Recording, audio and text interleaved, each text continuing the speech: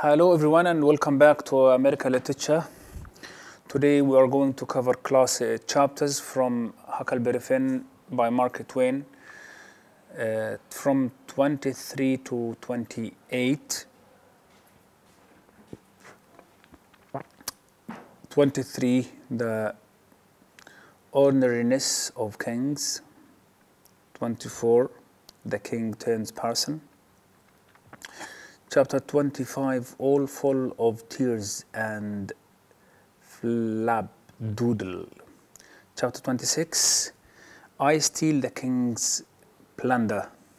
Chapter 27, did Peter has his gold. Chapter 28, overhearing don't pay. Overreaching don't pay. Sorry, it's sometimes blaring to read capitalized letters. Now, when Huck and Jim are on the raft, they are joined by these two thieves, which are known in the novel to be the king and the duke. And they remain with them on the raft for a long time. For at least 2/3 of their journey on the raft on the Mississippi, they are joined by these two thieves. And these are two men, the king and the duke. They give themselves these names. They are not king, they are not duke. None of them is a king, none of them. America doesn't have a king, you know, it's a republic. And it doesn't have all these titles that come from England.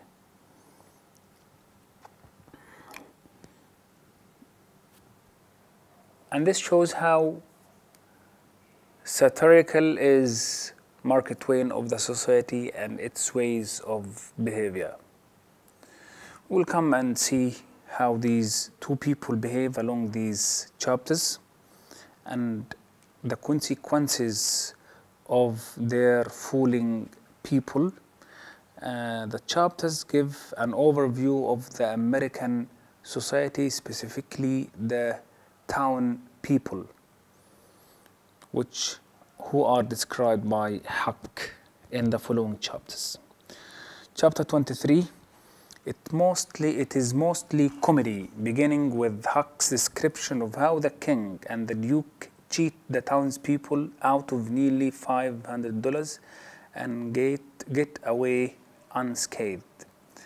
They get into a town and they tell people that they are going to play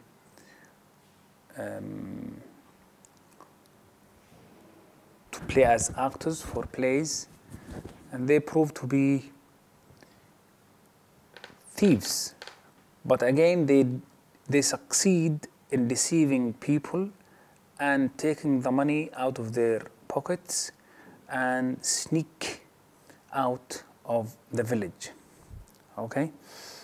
They are discovered and their tricks are uncovered by some town people, but again, they manage to escape. The way they make their living prompts Jim to ask Huck if he is not surprised at the way them kings carries on.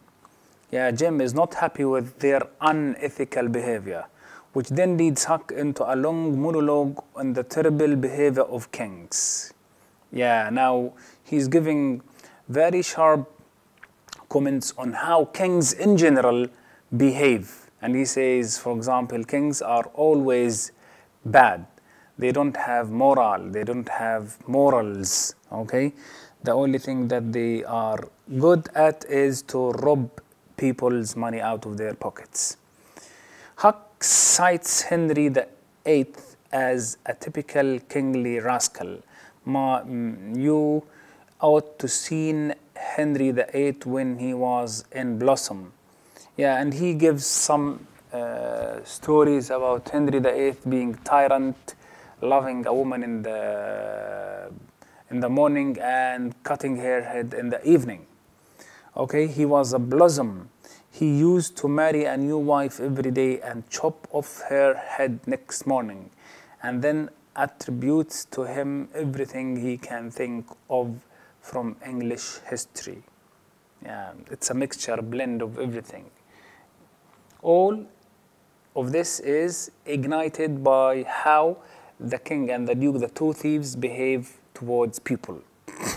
Similar to the previous conflation of plays in the duke's recitation of Hamlet's soliloquy, which was a mixture of words from Hamlet, Macbeth, Romeo and Juliet, etc., etc.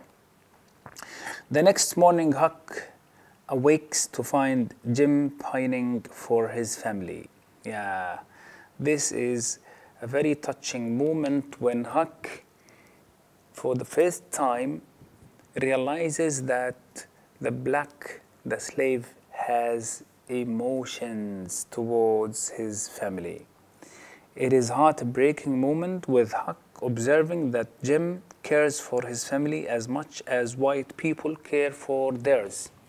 Here you can see how culture is deceitful, how the white culture made the white people believe that the slaves have no emotions, have no mind. They are closer to animals than to human beings. Okay? And Jim here tells Huck what happened with him when he slapped his daughter who had crimson fever. Okay? It don't seem natural, he adds, but I reckon it is so. Yeah, to the extent that it becomes unnatural for a black or a slave to express his emotion or to feel regret about doing something wrong. So Huck observes, I don't seem it natural, but he adds again, yeah, here is the conflict in Huck's mind between his innocent heart and deformed conscience. Okay, the chapter ends with Jim telling a harrowing story about a time he slapped his 4-year-old daughter for not obeying him. When he, i.e. Jim, found out that she was suffering from scarlet fever, sorry, it's a scarlet, not crimson, yeah. He was overcome with grief and begged God to forgive him because he would never forgive himself. This what made Huck so touched. Chapter 24 begins with the longest episode in the book, extending to chapter 30. You need to take care of this because it's a turning point in the whole story. As the Duke and the King lay plans to defraud some townspeople out of their money, Jim complains that it is difficult to stay tied up in the cramped quarters of the wigwam while the others are away all day. Because Jim was waiting, yeah.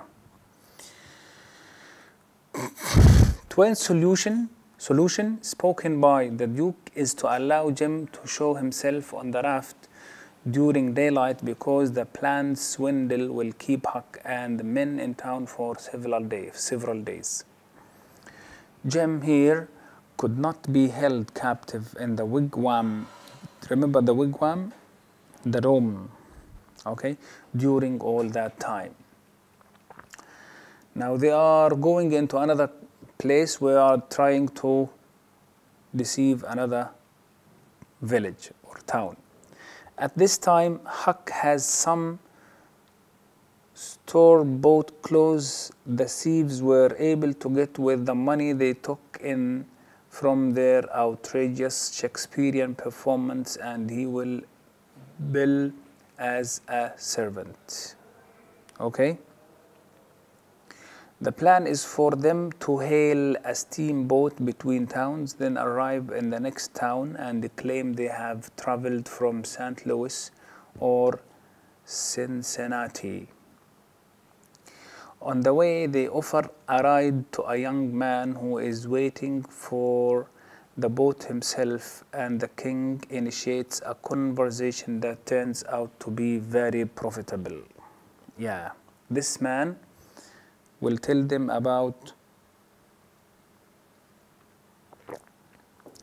without knowing that he is giving them food for thought to make a big robbery, he tells them about Peter Wilkes, who is a man with wealth and who died leaving a will for his two brothers. One of them is deaf and dumb, who will come from England to distribute his inheritance. Okay? Now the king takes the information and immediately head for the village where the Wilkes reside. It seemed that a wealthy villager just died while expecting his brothers from England, and that the brothers have not made an appearance.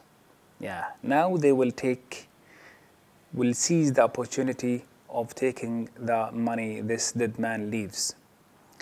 As the king casually conducts his inquiry, the young man reveals everything and then is dropped off at the steamboat. Yeah, he leaves and they go armed with information in order to rob the family out of her money. Okay? And the townspeople will believe them and they will go with them until a doctor and a lawyer discovers their tricks and they strip them out of all the money they have plundered. Huck, of course, recognizes the king's duplicitous agenda because Huck knows he is not from England, as he watches as the two impostors feign unbearable grief at having arrived too late to console their dying brother. They are very good at pretending. They pretend to be the brothers of the dead man. Huck also observes how the simple people of the town erupt with sympathy for these two mournful travelers. It was enough to make a body ashamed of the human race. Yeah, you can look at the contradiction here. These are two lawyers who have their own personal aims of plundering a family of its own inheritance. At the same time, the townspeople are so sympathetic with them because they are naive, they are innocent, they don't know how life is outside their own village. Okay? So it is a very good remark by Huck. It was enough to make a body ashamed of the human race. It's, yeah, one part is so cunning, so wicked, and the other part, the townspeople, are so innocent, easily deceived by these two impostures, the Dajjalin. In chapter 25, it opens with the king and the duke about to scam the family of the dead Peter Wilkes. Yes, his name is Peter Wilkes. It is interesting to note that Huck reacts to the three Wilkes daughters more tenderly than he does to anyone else he meets in the book, and as a result, the scam causes him endless moral grief. Yeah, he is now caught in between. How is he going to expose the plans of the king and the duke while he is part of them? People will not know that they joined them while traveling on the raft, but they will feel that he is part of the gang. Okay? But Huck continues with the charade because he must consider Jim's highly precarious status at the moment while correctly understanding that the two impostors would have no misgivings about betraying a runaway slave. Yeah, he is conflicted between different morals. Okay? He wants to expose the plans of the king and the duke, but again, if he exposes the plans, then Jim is in trouble. Okay? And he himself is in trouble. And whether he is able to discover their plans or not depends on the awareness of the daughters. Okay? The king becomes greedy for more, hoping to rob some girls as well. Huck finds the plan utterly disgusting in its successful execution. It was accurately executed, his plan, the king's plan. And everybody, and even when the doctor came, there is a doctor who was a friend of Peter and who came, and from the accent of the king and the duke, the king himself, because the duke was deaf and dumb, from the accent of the king, he cast doubts on his being coming from England, because his accent was not English accent. But again, the king wins the case over the doctor, and the response of the girls was totally in favor of the king. They are so naive. However, when the town doctor arrives on the scene, he recognizes the scam and laughs at the king, especially for his awful imitation of a British accent. Does this work? No, it doesn't work, I told you. The doctor denounces the thieves. Unbelievably, the daughters elect to have themselves defrauded, as they are too caught up in the mob sentiment for the crooks. Yeah. Mary Jane, for example, immediately responds to the doctor claim, and she put her body on the arm of her alleged uncle, king. So the king wins the case against the doctor. The chapter here ends with the king throwing a sarcastic remark at the doctor. Yeah. And the remark was, when the doctor left, the remark says, you can save them if we are here, something like this. It is an innuendo of the whole situation. Chapter 26 begins with Huck telling another of his great lies to the misguided sisters, posing as the men's valley and weaving another lie about living in England. Yeah, he has to go all the way.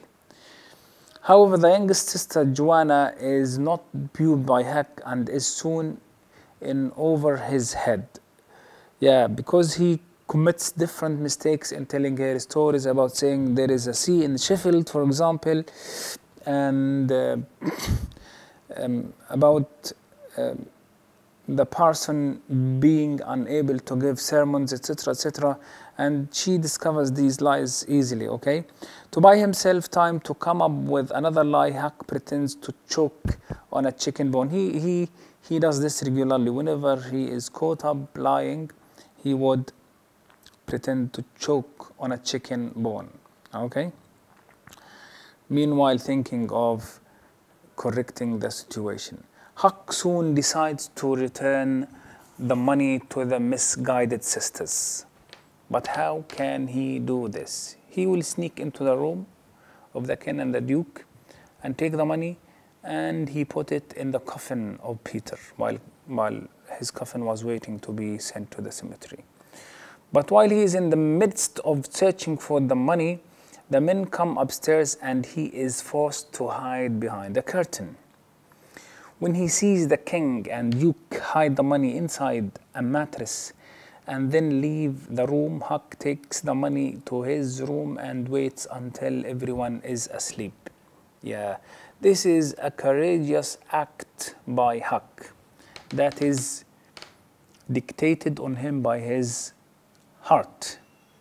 Okay, he wants to return the money. The money is $6,000 in gold. This is a huge amount of money at that time. In chapter 27, Huck sneaks downstairs in the middle of the night in order to hide the money for safekeeping. Here, he gets into a series of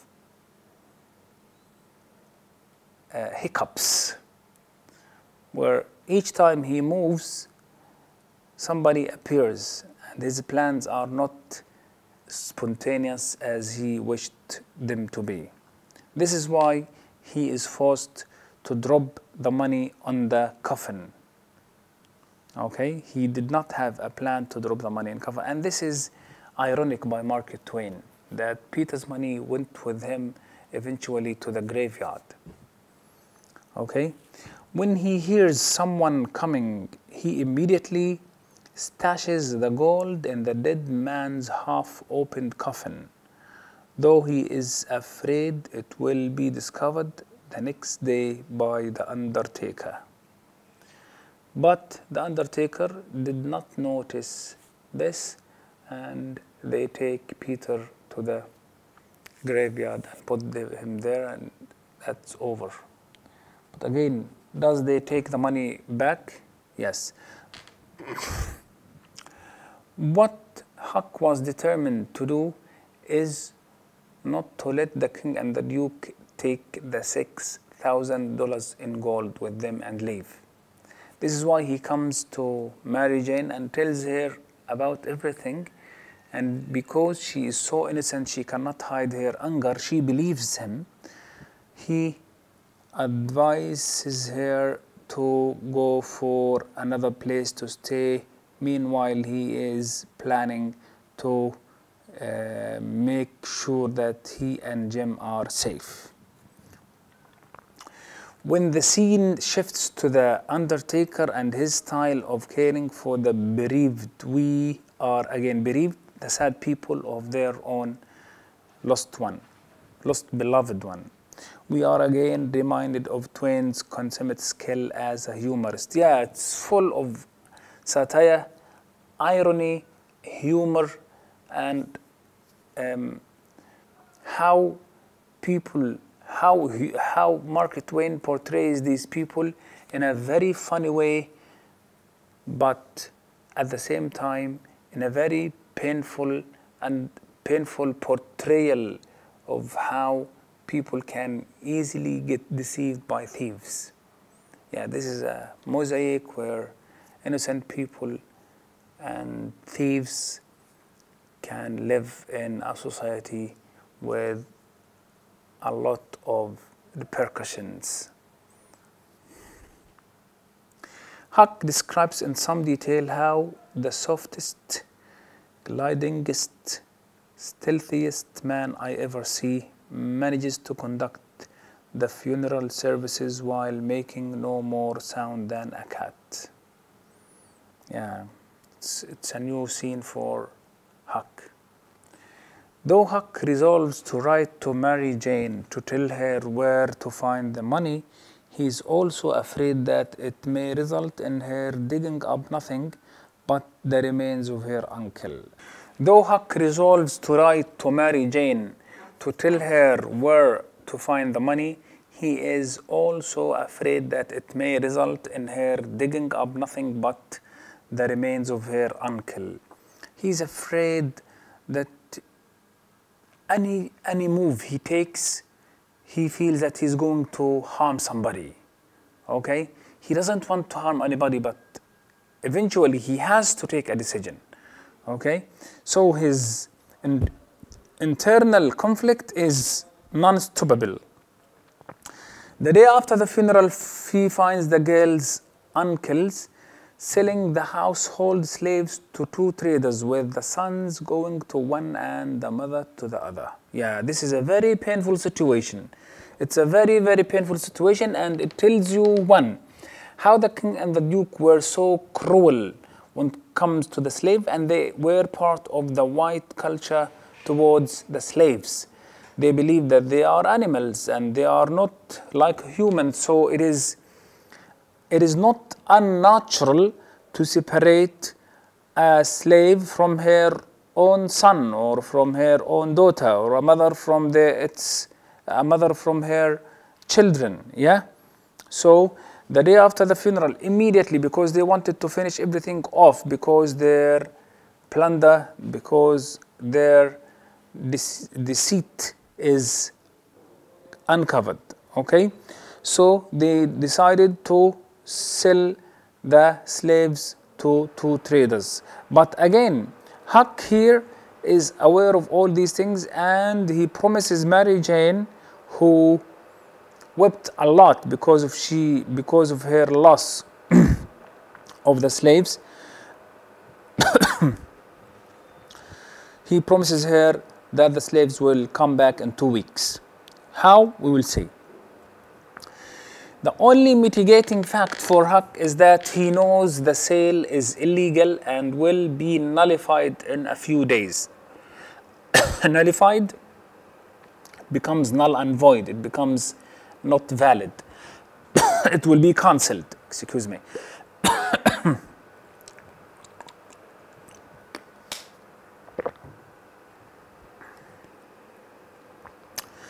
The chapter concludes with Huck succeeding in swindling the swindlers. Swindling, deceiving. As he tells the king that the slaves stole the money. Wow. Yeah. All of a sudden he comes to the room to find that the king and the duke were angrily looking for the money, and he is confused at the moment. But they ask him questions that indicates that they don't cast any doubt on him. So when they ask him about the money, he says, I saw the slaves getting into your room while you were sleeping. I don't think that they came to steal the money, but when they found that you are asleep, they went out quiet in order not to bother you and awake you. So now he started to divert their attention to the slaves. But did the slave take the money? No, it is Huck who took the money. But this gives him some time, okay? That the slaves stole the money, and further, because they have been sold, they cannot hope to recover it. It's a big loss for the king and the duke. In chapter 28, we see Huck consoling Mary Jane over the king's decision to sell the household slaves. And indeed, Huck is so concerned with reassuring her that he tells her the truth while explaining that the slaves will be back within 2 weeks. Huck even surprises himself and interrupts the narrative to wonder about it. Yeah, he's very intelligent, he's very innocent, yeah. Furthermore, since he's already taken the plunge, i.e. took the decision to interfere, he continues to tell Mary Jane more of the truth, though he leaves out some details, because he doesn't want to get into more trouble. He is having Jim in his mind. Mary Jane consents to Huck's plan to expose the thieves, regain her money, and get away safely himself. Once the details are worked out, Mary Jane promises to pray for Huck. Huck's reaction is quite interesting. Yeah, he is so happy when she told him that she is going to pray for him. In keeping with his low sense of self-esteem, he compares himself to Judas. Yeah, Judas, the person who, the disciple who betrayed Christ and turned him over to the Roman soldiers. Yeah, Huck believes that because he is spilling the beans about the king and the duke, but he is telling the truth, okay? This is the deformed conscience. And accordingly, he thinks that praying for him is a monumental task for a mere girl to take on. Nonetheless, Huck tells us how he feels about Mary Jane, and it sounds as though he may possibly love her.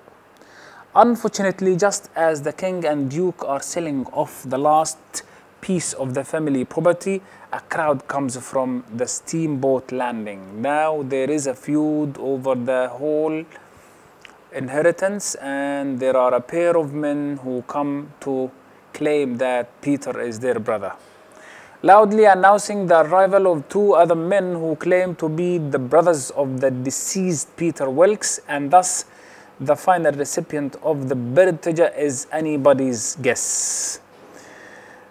Thank you for now. Next chapter we're going to